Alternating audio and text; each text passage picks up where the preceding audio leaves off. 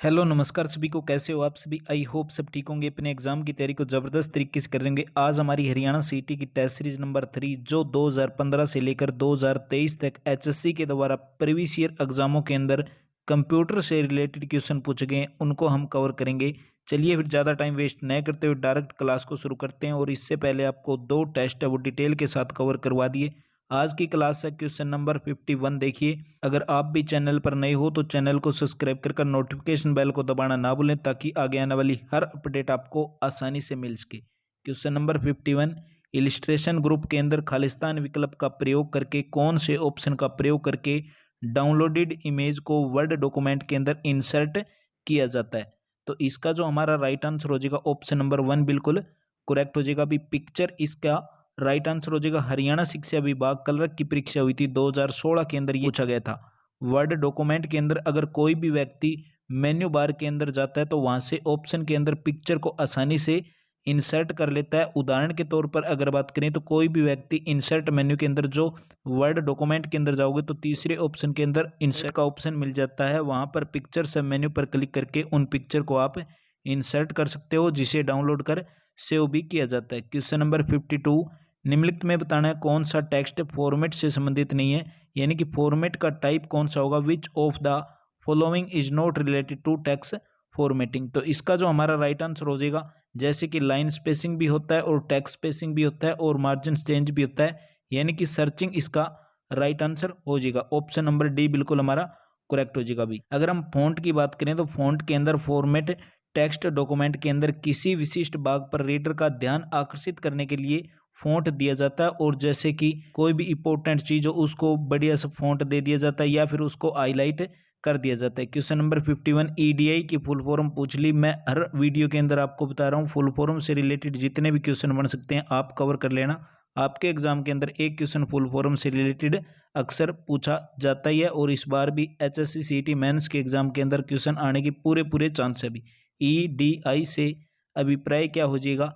तो right answer हो जाएगा electronic data interchange. Option number 2 बिल्कुल करेक्ट हो जाएगा। इलेक्ट्रॉनिक डाटा इंटरचेंज अगर इसकी हम बात करें तो यह मानव हस्तक्षेप के आवश्यकता के बिना और स्टैंडर्डाइज मैसेज फॉर्मेटिंग के द्वारा डाटा को एक कंप्यूटर से दूसरे कंप्यूटर के अंदर ट्रांसफर करता है।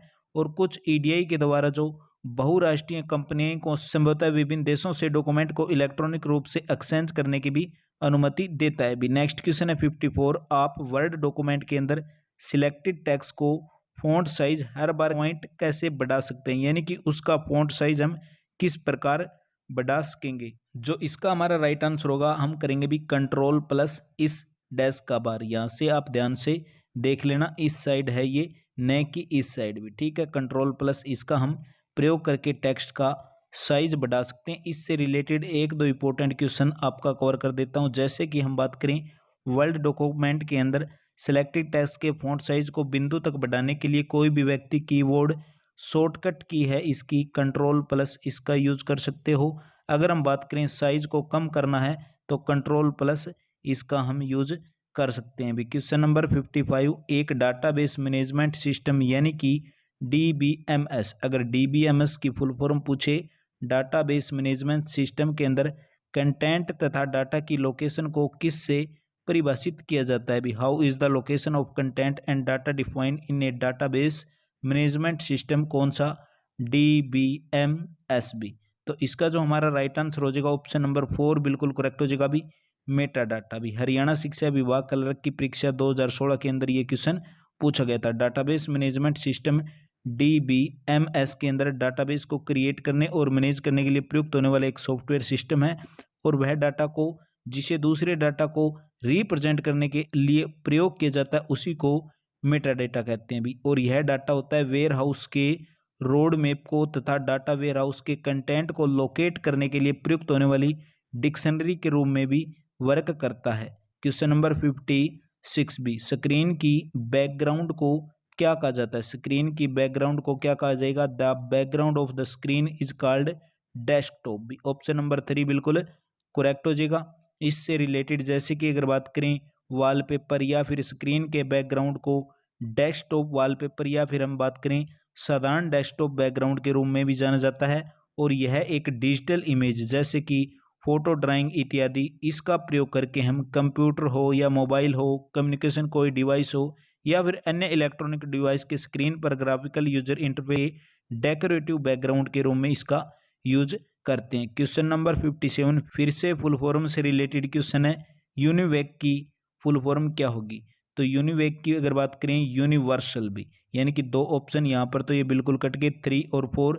Universal automatic computer, universal automatic computer. और इसकी अगर बात करें तो यह संयुक्त राज्य अमेरिका के अंदर निर्मित प्रथम वाणिज्यिक कंप्यूटर था भी। इसे सैद्धांतिक रूप से यानी कि ENIAC के आविष्कारों जय प्रेस्पर, ईकर्ट और जॉन मैचली के द्वारा डिजाइन किया गया था। और प्रथम यूनिवैक की अगर बात करें आई को 14 जून 1951 के अंदर वितरित किया गया था। Question number 58 hard disk controller के द्वारा किसी डाटा को ढूंढने के अंदर लगने वाले समय को क्या कहते हैं?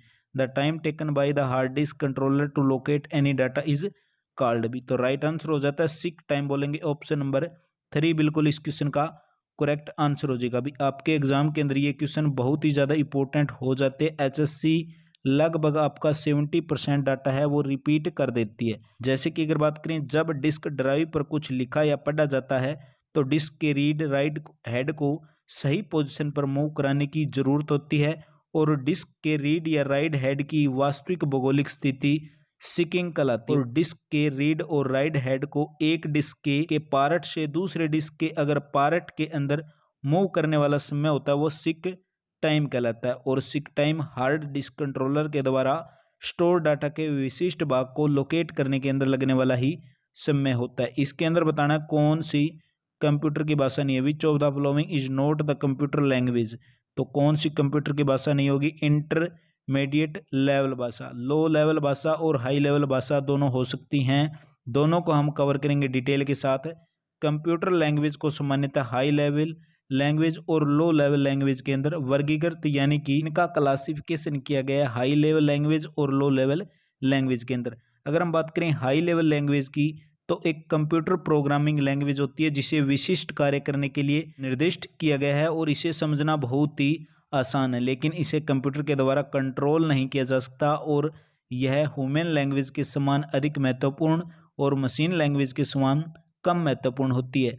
यहीं पर अगर हम बात करें लो लैंग्वेज की तो लो लैंग्वेज एक प्रोग्रामिंग लैंग्वेज है जिसे प्रोग्रामिंग कंसेप्ट का एब्स्ट्रैक्शन प्रोवाइड नहीं करता और कम प्रोवाइड करता है। इसे राइटिंग एक्चुअल मशीन इंस्ट्रक्शन के अत्यंत निकट होता है। असेंबली और machine code low level language के ही दो अच्छे उदाहरण है। क्वेश्चन नंबर 60 मैग्नेटिक टैप को स्टोरेज अक्षमता किस पर निर्भर करेगी? What does the storage capacity of magnetic tap depend on? तो इन सभी के ऊपर, जैसे कि सरफेस के टच या इंच के ऊपर, ट्रैक के बिट इंच पर और डिस्क सरफेस के डिस्क पैक पर। उपयुक्त सभी इस क्वेश्चन का करेक्ट आंसर हो जाएगा। अगर हम बात करें डिस्क की स्टोरेज कैपेसिटी निम्नलिखित पर कुछ बातों पर डिपेंड करती है, जैसे कि डिस्क सरफेस जितना ज़्यादा होगा उतनी ही स्टोरेज कैपेसिटी उतनी ही ज़्यादा होगी। अगर हम बात करें ट्रैक के प्रत्येक इंच पर बिट्स की संख्या स्टोरेज कैपेसिटी बिट्स की संख्या पर निर्भर करती है जिसे ट्रैक के 1 इंच पर स्टोरेज किया जाता है जो दोनों प्रत्यक्ष समानुपाती हैं। अगर हम बात करें सरफेस की तो सरफेस के प्रत्येक इंच पर ट्रैक की संख्या सरफेस के प्रत्येक इंच पर स्थापित की जा सकने वाली ट्रैक की संख्या जितनी अधिक होगी उतनी डिस्क की स्टोरेज कैपेसिटी भी अधिक होगी।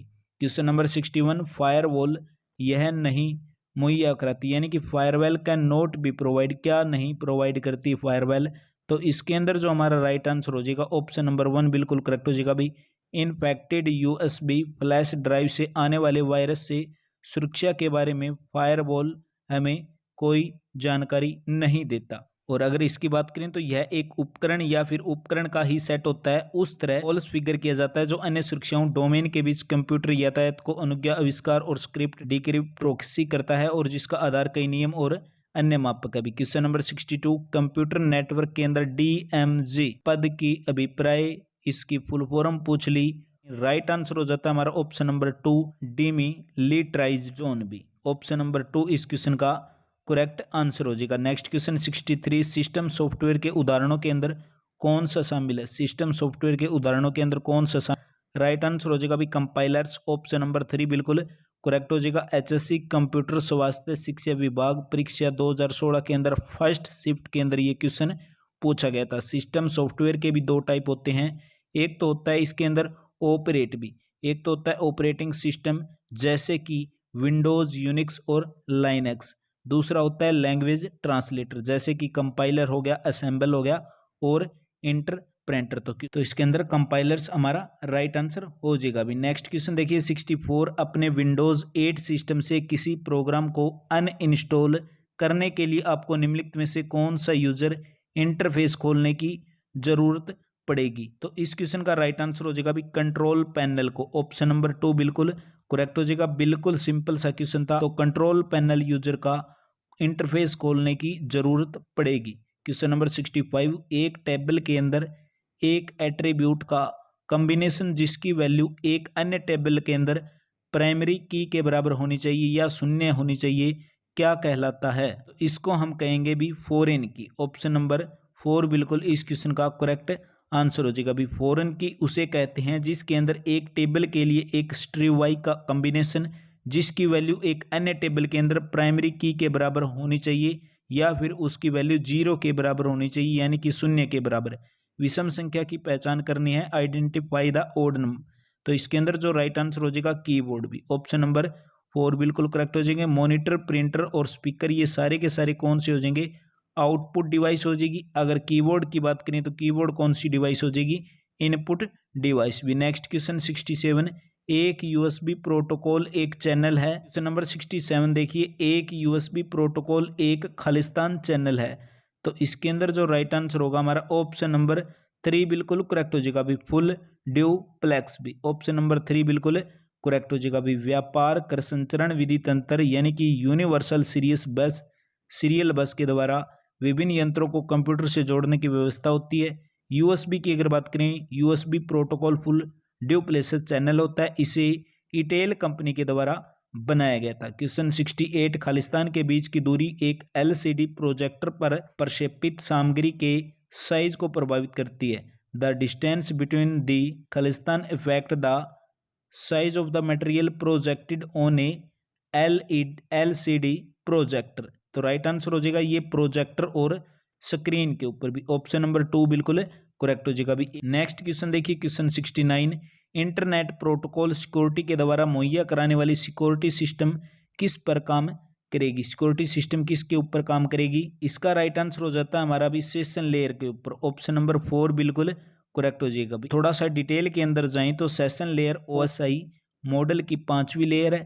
ये लेयर सेंडर और रिसीवर के बीच सोजन ओस्टेबलाइज करती है और उस सेशन को जब तक मेंटेन करती है जब तक कि डाटा ट्रांसफर ना हो जाए और डाटा ट्रांसफर होने के बाद उस सेशन को टर्मिनेट कर दिया जाता है। क्वेश्चन 70, आमतौर पर wireless protected access to security authentication कहाँ इस्तेमाल किया जाता है।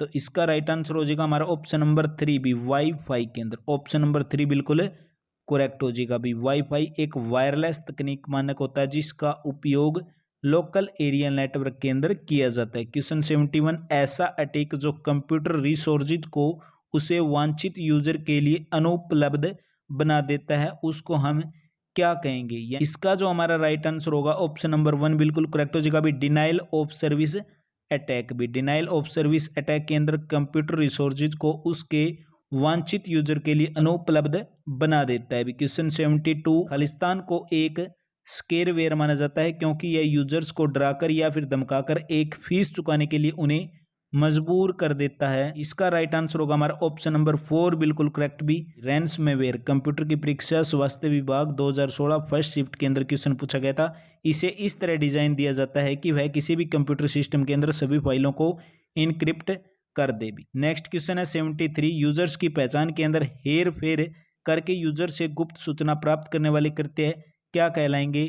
तो इनको बोलेंगे हम स्कैम बोलेंगे भी, फिशिंग स्कैम भी, ऑप्शन 3 बिल्कुल करेक्ट हो जाएगा। भी यूजर की पहचान के अंदर जब हेर फेर या फिर यूजर से गुप्त सूचना प्राप्त कर लेते हैं उसको फिशिंग स्कैम कहा जाता है। भी क्वेश्चन नंबर 74, C++ लैंग्वेज के अंदर एक वह सिंटैक्स है जो एक वस्तु के डाटा मेंबर्स को एक्सेस करने के लिए इस्तेमाल किया जाता है तो उसको हम क्या बोलेंगे, तो उसको बोलेंगे भी object dot data member, object dot data member. Option number 4 बिल्कुल करेक्ट हो जाएगा। अगर हम यहीं पर थोड़ा सा डिटेल से जाएं, सी तथा सी प्लस उच्च स्तरीय भाषा यानी कि हाई लेवल लैंग्वेज का विकास 1972 के अंदर बेल लेबोरेटरीज के डेनिस रिची के द्वारा तथा ब्राउन कर्निगम के द्वारा किया गया था। सी प्लस प्लस के अंदर ऑब्जेक्ट डॉट डाटा मेंबर वह सिंटैक्स है जो एक वस्तु के डेटा मेंबर्स को एक्सेस करने के लिए इस्तेमाल किया जाता है। क्वेश्चन नंबर 75, जावा के अंदर बाइट डाटा की रेंज पूछ ली कितनी होती है। बाइट डाटा की रेंज जावा के अंदर कितनी होती है,